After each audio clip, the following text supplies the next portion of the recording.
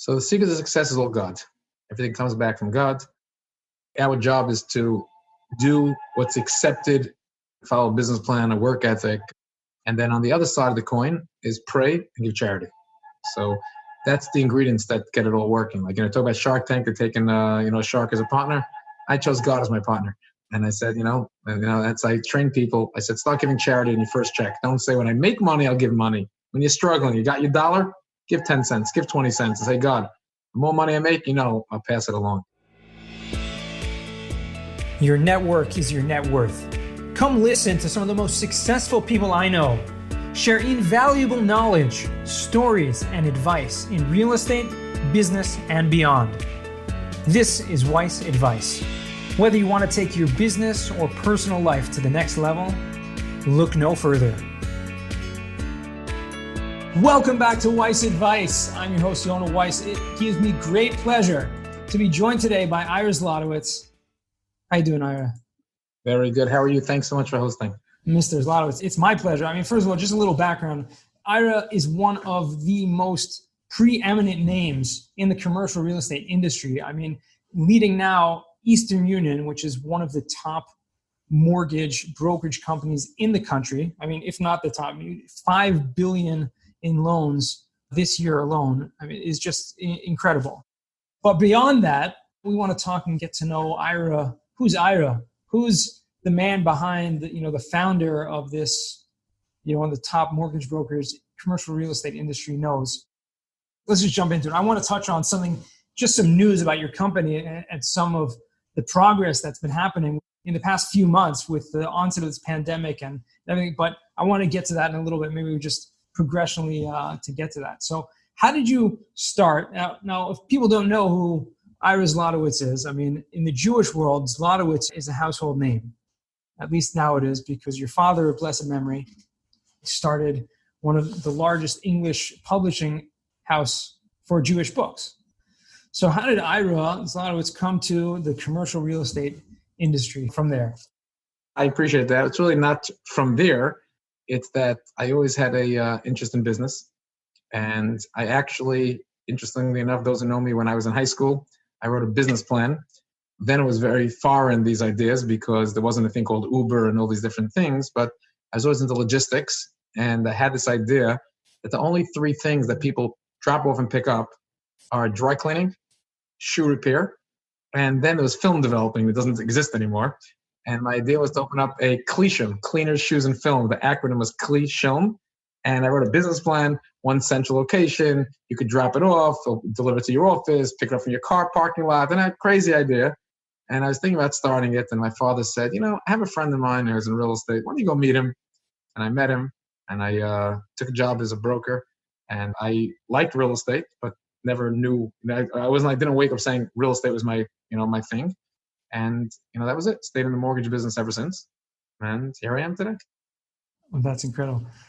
It's something that you don't know is that I actually owe you a tremendous debt of gratitude, because when I started in the real estate business or in the industry at all, this is about 5-6 years ago, I had a good friend, David Weinstein, who worked for Eastern Union at the time. And I think he was under Simcha Edwards' team.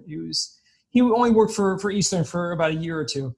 Anyways, he gave me a book called The Eastern Way, written by Ira Zlotowitz, which is basic, like a glossary and fundamentals of commercial real estate. And all these concepts to me, what a mortgage was, what cap rates were, amortization, all these concepts were totally foreign to me. And I literally took that book and I read through it a bunch of times.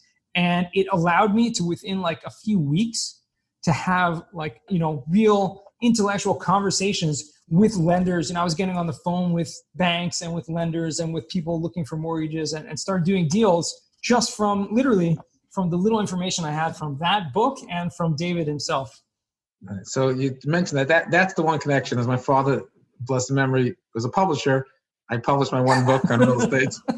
And that was the book. And also since then, that book anyone could download. It's on the Eastern Union app or the website toolkit.easternunion.com. You can download that. And I also redid a podcast where I did over all my real estate education training from the beginning. So we updated to the 2020 version. We plan on redoing the book this year. That's the plan. So Wow, that's Add a few awesome. terms. And it's an incredible resource. So I highly recommend anyone. We'll put that in the show notes, the link there. So if anyone clicks the show notes, you can see the link to download that free ebook. Highly recommend it for anyone looking to just learn the basics, of commercial real estate and want to get into the industry. And I personally, give my my approbation to that. Not that you need mine, but it gave me tremendous insight. So leading a team of mortgage brokers and $5 billion in loans. Like, I don't know if people have an understanding of what that means. Like, that's not just a high number, but that's a huge volume of loans, right? You have to have a big team and a lot of support system to be able to process all of those loans. What's the secret to the success?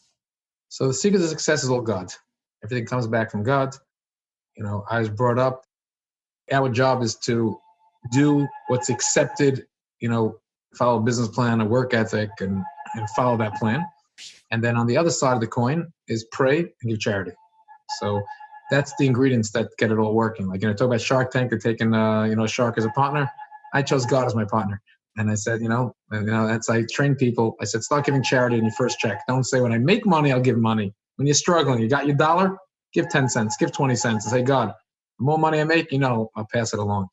So I was very strong to always focus on, the business process, and brought up, and I have a brother who's a CTO, and, all of us kids have a different talent from my dad. And obviously my dad and my mom, but from my dad, put it all together, built that company he built. And my philosophy is always about scalability. It's delegate and automate. No one should do something that someone making less than them could do, and no one should work and do something that could be automated. And people said maybe I was ahead of the curve. I spent a lot of money on technology and systems, but I was always planning over all the years, knowing one day there will be a disruption in real estate, and I want to be poised for it. And we'll talk about it, this latest thing we did, but it was very easy to segue over. So from the get-go, we built a company. It's about 100 people. We worked on about 5,000 deals a year. We underwrote. This business, you win about 1 out of 5, 1 out of 4, 20 to 25%. The best people do 1 out of 3. And so we ended up tying up about 1,200 deals. And you close a little less than 1,000. That's typically would be the numbers have been. So it's not just that $5 billion. Some of my competition, we're number 10 in the country last year based on dollar amount. Mm-hmm. The youngest company to get into the top 10. But we look at most of my competitors, their average loan could have been much larger. We're happy starting from the few $100,000 deals all the way up and closing deals at $100 million. So we focus on the deal. We'll remember the roots. Like as you were saying before, you started recently, and someone gives you a small deal for title or this. You took anything. Now do you set a minimum? We don't have a minimum. I made my business up. We're never going to forget the roots. Don't forget where we came from. When I was happy to get that first deal for $400,000, I'll still take that today. I get someone to work on my team to make it happen. That's awesome. So don't forget about the roots, and you don't forget about, the original roots, which is, like you said, your business partner, which is God. A lot of people think one thing that, I don't really have a lot of pet peeves, but if I did, one of those pet peeves would be when I see someone that says they're a self-made man, right? I did it all myself, right? And, we say, but, that I did it all myself, that, no one else did it. And to me, that's just such a foreign concept because there's nothing we could do on our own. And I think you exemplify that. You're saying you're starting out, you're teaching people, your loan brokers, and give back from the get-go. Don't wait until you're making a lot of money to give, because it's all about the mindset. And it's all about where you set your standards from the beginning. So let's talk about actually the transformation and the automation. You said delegation, automation. You guys have set the bar. You guys have created this app, right? The Eastern Union app, where a lot of it's, automated, and you're setting a standard with something new that just rolled out literally in the past few weeks, about a month ago or so. I don't know when this is going to air, but, back in May of 2020, in the midst of this pandemic, you guys rolled out a brand new mortgage product that is going to take the industry by storm. I truly believe. So what is that? We rolled it out coincided with our 19th anniversary. So May 17th was our 19th anniversary. That's when we rolled it out. We made a decision I always felt that the pricing of how someone pays a mortgage broker, the pricing was out of whack. It didn't make a difference how hard the deal was, how easy the deal was. It was just purely based on one metric, a loan amount. That was a negotiated fee. And tracking this much data, to put into perspective, there's about 50 to 70,000 deals done a year. So when we work on 5,000 loans, we work on a lot more deals that we don't even take on because we realize we only get paid when we close. We have a pretty good handle on probably we touch 15-20% of all deals that happen a year in America, we touched. Yeah. We're noticing a trend that when it came to multifamily, more and more people start going direct. 60% are going direct. I'm losing that whole market share. We're seeing that the fees they beat up a broker are going less and less. And there wasn't enough transparency. And we made a decision during COVID, together with Mark Trapp and Michael Mullet, two top brokers, that said, okay, Ira, I know you thought about this all the time. We think this is the right time to do it. And we made a decision to launch the multifamily group. That when someone's going to a Fannie Mae and Freddie Mac, the two main lenders for multifamily with some CMBS Wall Street, said if someone's doing a refinance, it's not the same work involved as a regular broker shopping the deal and whatnot. Let's go out there and only charge a quarter of a point. And everything else will be roughly the same. On the purchases, we'll charge a half. On a refi, charge a quarter of a point. Have a small minimum just in case the deal is really very small. So just charge the normal 1%. But otherwise, go for a quarter of a point. And what this did for us, it allowed us, opened up a universe that is 60% available for us now that wasn't available to no brokers. 60. Because these are people who said, yeah, if you ask them, why do you use a broker? What do you mean? He could get me a better deal. But that better deal used to be this much. Now it's this much. So I said, okay, but I'm going to charge you this much. So now it makes sense. So I have 60% I could work. Plus you get a professional helping you out. The rest of the market that was using a broker, it's the same competition. If they decide to match, great. Some may leave the industry for multifamily and focus on different property types. So we made a decision with this idea to make this move. With it, we have a plan to really dominate the space. No mortgage broker controls more than 10 or 11% of the whole market share. In every industry, you have a leader, 70%, 90%, 80, 60. The number one broker is 10. I was barely 1%. $5 billion is a big number. But there's $700 billion. It's less than 1%. So I want to come to a situation where we get less fees on average, but why can't I build up a sales staff to be able to go do 10% of the market, 20% of the market, 30%? So we made a decision to hire 200 brokers nationwide. We started with the first tranche of 75. We just ramped up in the last few weeks to 75 new brokers, train them as regular brokers, top tier brokers. The adjustment had to come from, banks love this idea because they hate the fact that a broker would work hard to beat up the bank so that the broker could earn money and show value. Rather, don't beat them up. I'm beating them up less. Borrowers love it, especially in COVID time, they're saving money. This is the mistake people make. It's not about, let me pay a cheaper broker. No. If you didn't think I could close, you're not using me. So it's first about certainty of execution. The same Eastern Union. It's not like, these are an assembly line. No. The same way we did deals, Eastern did deals with Mark and Michael. They're going to run those deals. They're going to work them as the market builds up. We're going to bring in more staff. Whatever support staff is needed, we're going to bring them on board and build a new sales force. And the difference is, instead of paying 1%, you're paying a quarter of 1% and no back-end fees. That means we're not on top of that taking fees from the lender and saying to the lender, hey, I just brought you this deal. Give me some money on the back end. Okay, you could charge the guy a little more, but give it to me. And no, it's a quarter point, full transparency. There is no back-end fees. And we're on a mission to hire 200 people. The changes, though, for a new broker coming in, there were brokers made millions. I'm telling a broker, that's what's changed. As the market, more people going direct anyway, more people are coming into this business, you're going to make less as a broker. You're not going to be able to make the same millions as a year as a broker, which anyway has been going down. So I'm hiring new people to say, hey, if you're happening 150,000 to 500,000, you have a great job. I have a waiting list already within 3 weeks at 75 to stop. And we've been doing a summer internship to give back. That's, one of the things we try to do is give back, education, like you had the book. To me, it's a very important thing to be able to go give back. I maybe some say I miss my calling being a teacher, being a rabbi in a classroom. Let me become this rabbi in the classroom. This way, teach mortgages. And if I'm going to teach the mortgages, let me teach real estate. So a lot of internships were canceled. We opened up an internship program. We started like 4 days ago.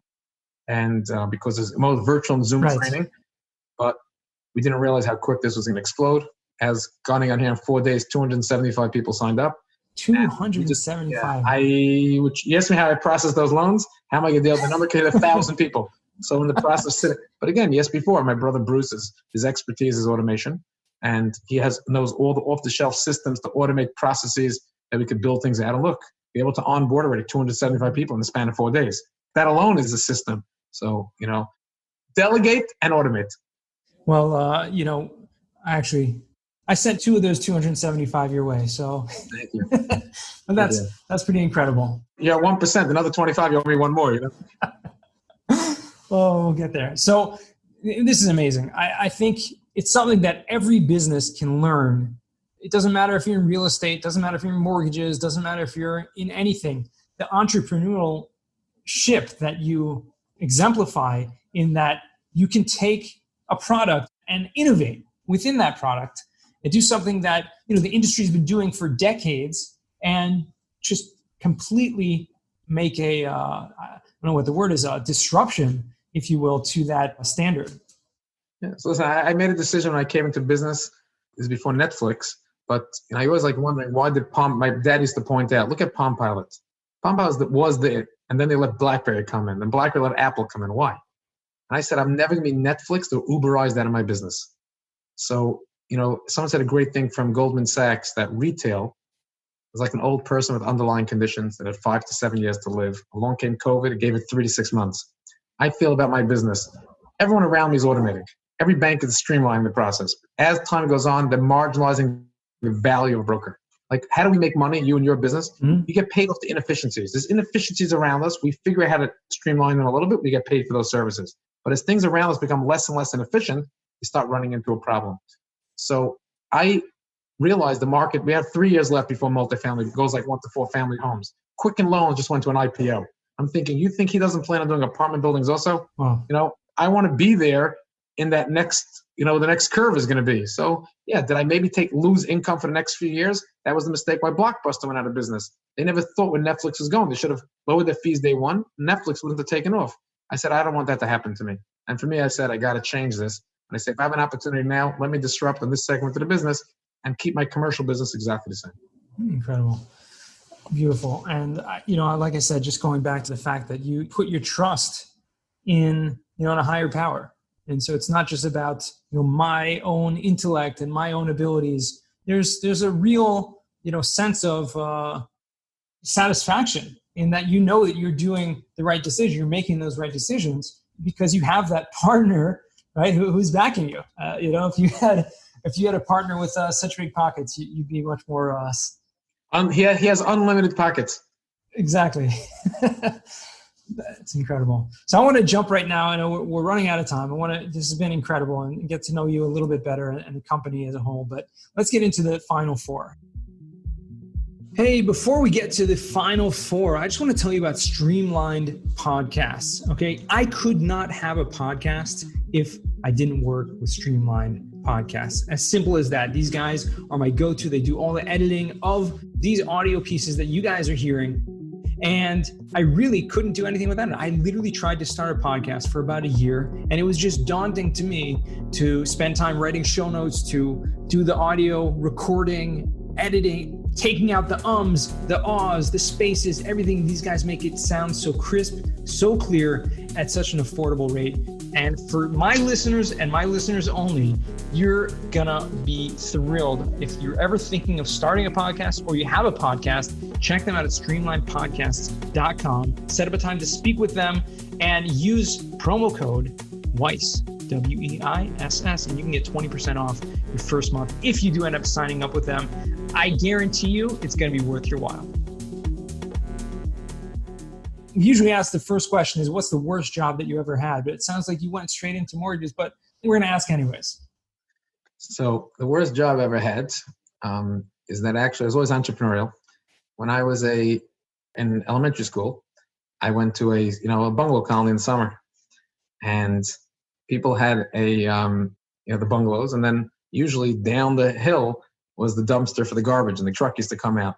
I opened up a business, literally going from bungalow to bungalow, picking up the garbage, bring it down to the dumpsters. The first physical labor job that I did, and I made money. No one argued the price because they didn't pay any price not to do it. And then, made sure to run that. And over the course of time, I even got people to assist to grow it to a little bit of a business. That was like half the summer I did that role. That was it's a humbling experience, let me tell you. I took a lot of garbage, so I was prepared for the business I'm in today, I took virtual garbage. You have to deal with a lot of garbage. Yeah. That's great.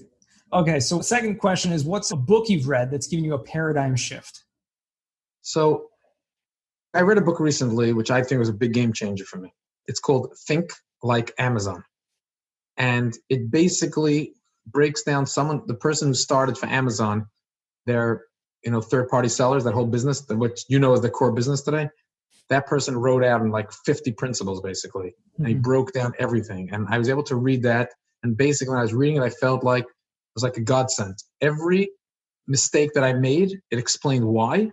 And everything that worked out explained why. It's like, and I took a lot of, when I did this final pivot, the last few moves we did, building up to the quarter point, and I did this last pivot, things that are being set up really crystallized me so many different things about what I did and why. And it was a big change for me. Oh, incredible. Okay. So think like Amazon.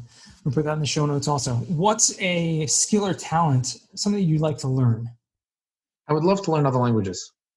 I feel like, especially today, and we're living in a global economy, I'd love to be in a situation where, I could come and talk to people. And people say you don't really need that anymore. In theory, I could have this interview with you and it could be Google Translate while we're talking, but it's nothing like being able to, post-COVID, to go back out to really build up the world again that way.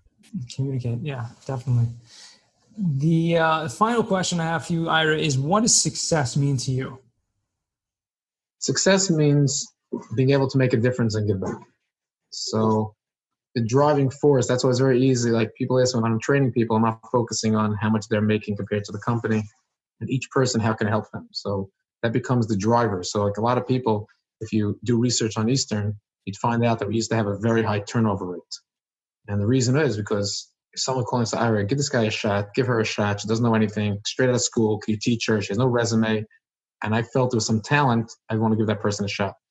And so it was great when I opened up an office once in Israel and I got these letters. Thank you so much. You're teaching people how to make a job. But whoever didn't work out for, I got letters of cursing out, why did you do this? Why you this? Didn't have a living.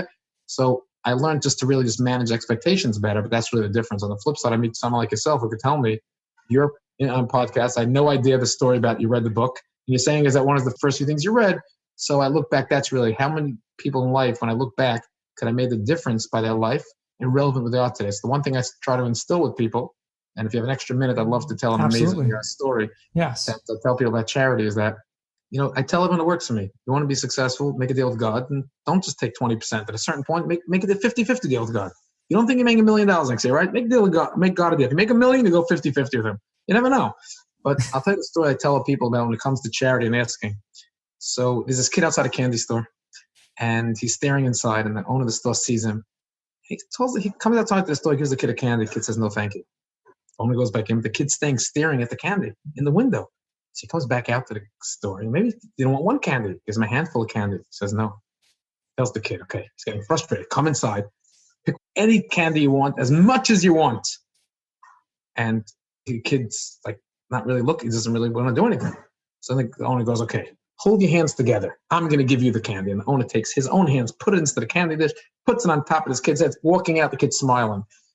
So the store owner says, you got to explain it to me. What had just happened? He says, very simple. Look at my hands. Look at your hands. My hands are so small. How much could I have taken? Look how much you're able to give me. 3 times a day we say Ashrei in Psalms.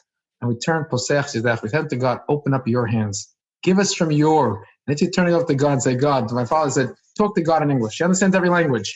And turn to God and say, God, I'm giving tzedakah, I'm giving charity, I'm helping people. Do me a favor.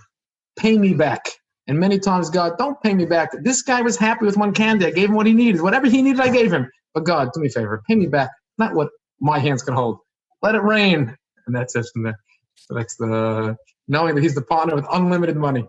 Unlimited printing press, Beautiful. I love it. That's an awesome story. Incredible story. Great way to end this off.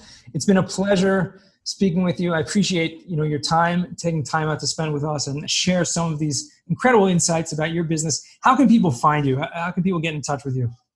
Full transparency.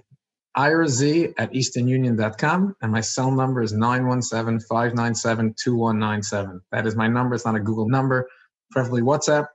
I try to go to sleep every night by responding to every open WhatsApp, every email, even LinkedIn now, and every Slack becoming. I can't tell you over the next 2 months, July and August, if 1,000 people drive me crazy, I might be a little bit falling behind, but that's what I focus. Remember, delegate and automate. So that's what it is. So I thank you very much. Beautiful. And I really appreciate the opportunity to further my thing, be able to give back if this was of value to people. And I thank you very much. You're welcome. It's been our pleasure. This has truly been valuable. And I'm sure a lot of people got tremendous amount from this in so many different ways. So thank you. And I appreciate you coming on. And to our audience, to our listeners, thank you again for listening in. I appreciate you. And remember, the best advice comes only when you ask. Real quick, I have one question for you. Did you like this episode? If you did, I want to ask you a huge favor. See, the biggest thing that helps this podcast grow and that will spread this message to the whole world is that if you leave a review, a rating, and subscribe to the podcast. What that does is it basically tells the platforms that this podcast is out on is that you like my stuff and I'm doing something right. So take a few seconds out of your day, hit that subscribe button, leave a rating or review. I would be extremely grateful. Also, I want to hear from you guys. So I want to hear some feedback. If you have any questions for future episodes, please find me on LinkedIn. Send me a DM, a connection request, Yona Weiss, and I'd love to hear from you.